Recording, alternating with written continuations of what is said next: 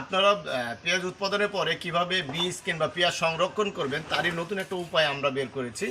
আপনারা দেখতে পাচ্ছেন যে আমরা এই নেট ব্যাগের মধ্যে পেঁয়াজ সংরক্ষণ করেছি। আশা করতেছি এভাবে পেঁয়াজ সংরক্ষণ করলে আপনার পেঁয়াজ ভালো থাকবে।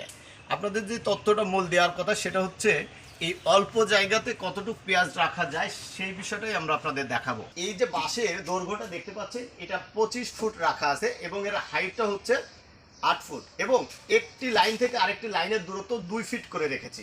এই মোট 4 থেকে 5 ফিট জায়গার মধ্যে 3টি লাইন তৈরি করেছি আমরা এবং এই যে একটি লাইনে আবার 3টি করে বাঁশ বেঁধে রেখেছি।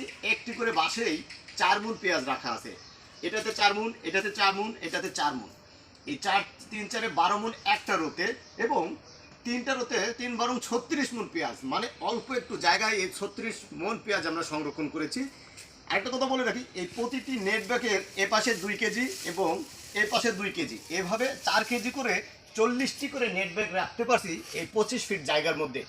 যে কারণে এই অল্প জায়গাতেই এত পেঁয়াজ সংরক্ষণ করা সম্ভব হচ্ছে এবং এই যে 2 কেজি করে পেঁয়াজ রেখেছি এই নেট ব্যাগের মধ্যে কখনোই গরম ধরবে না এবং পচার ভয়টা খুবই কম। যদিও 2-1টা পচে যায়, আপনি নেট ব্যাগ ঢেলে অথবা বাইরে থেকে দেখতে পাবেন এবং তা পরিষ্কার করে ফেলতে পারবেন।